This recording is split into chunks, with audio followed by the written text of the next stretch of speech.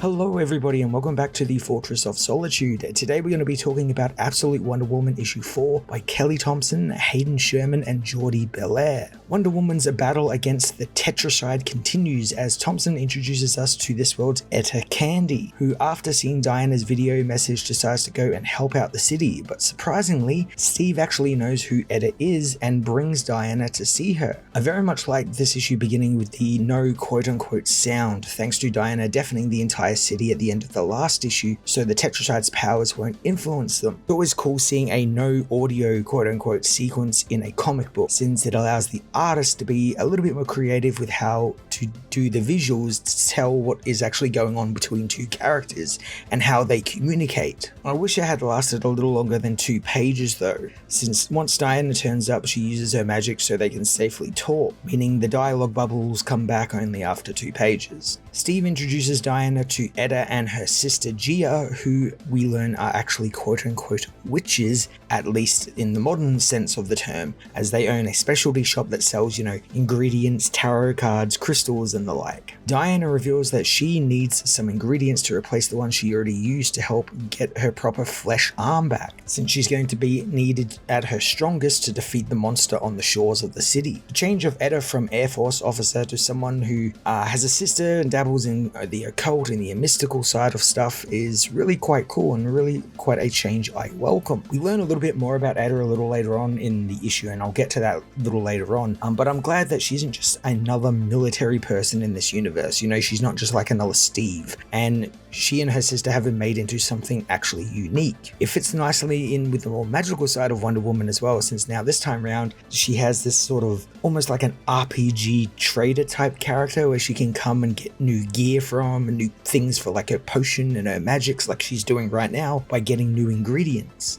It's basically given Diana her own little support team, which something she's kind of had every now and then in the past. Steve is obviously a very big supporting character for her, but I like that now she has this sort of dedicated team to like the magical side of her. Luckily, Gia is able to help out and find the ingredients Diana needs, letting her conduct her magical ritual in the back of the shop. While she begins to regrow her arm, we see a bit more flashbacks with Circe before Diana actually came into her possession, and we learn that she contacts Hecate, who has been giving Circe these visions. What's interesting about these connections is the larger Absolute storyline is kind of hinted at here, as Hecate reveals there has been a great game afoot where the universe should be bending towards justice, but it doesn't, and at every point it tries to, it is kind of snuffed out and kind of chaos takes over, which is why the god has decided to try and break the cycle here. All of the Absolute books so far have done a great job using the base character traits, Wonder Woman's compassion, Superman's hope, Batman's fear, and tying it into the larger storyline where outrightly we're not getting any big major beats yet in the Absolute storyline, but it's connecting to this larger storyline without outrightly doing all of these story beats that might get in the way of the writer's personal storyline that they're telling with this character. It's really quite interesting how they're building out this universe.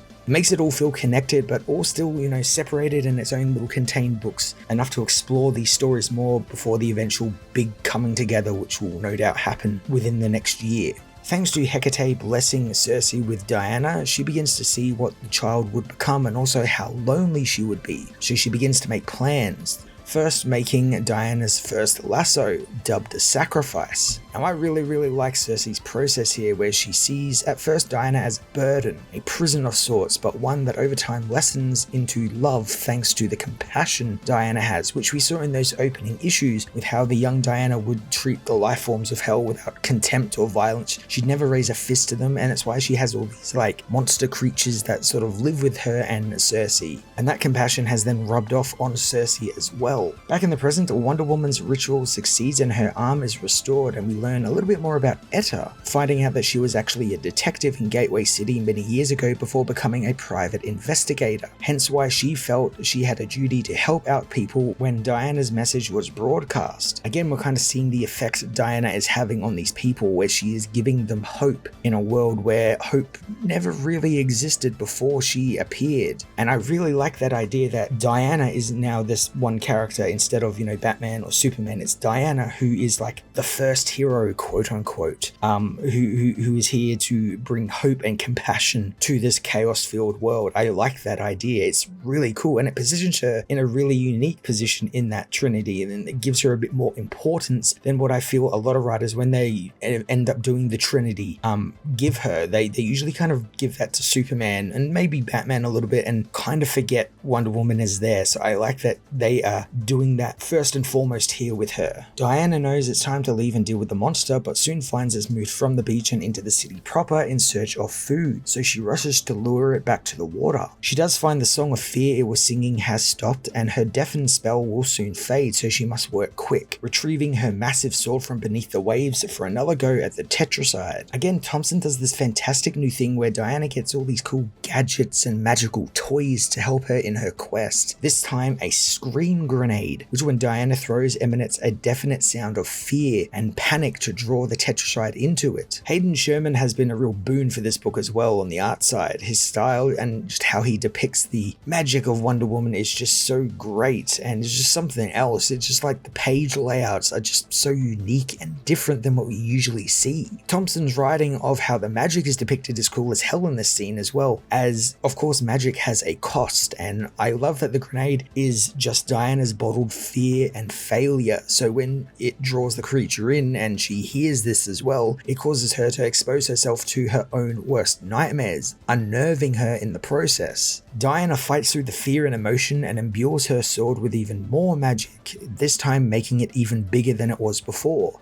doubling its size until the sword is the size of a building, which itself is a really cool visual, just this little Diana just holding up this massive buster sword. Carrying the building-sized sword into the sky, Diana has Pegasus cause the diversion like they did in their last battle with the monster. She drives the sword right through the Tetracide, carving the monster clean in two. Again, the detail Hayden provides in the art on the death of the monster is just so gory and bloody. You get to see all its colorful guts and blood and all the stuff I like when you fight big monsters. This is the sort of stuff you should see when you fight a big kaiju monster. Just gore and blood flying everywhere, and it just looks really damn cool. With the monster dead, Gateway City is saved and Wonder Woman has been revealed to the world, which the president takes note of and wants Veronica Cale, an old school Wonder Woman villain who in this world is the national security advisor to the US president, to deal with this. And of course, Cale sees Wonder Woman as a threat to their nation and to their world. I am very much enjoying the slow drip feed of familiar villains in the Absolute Universe between all of these books, and how changed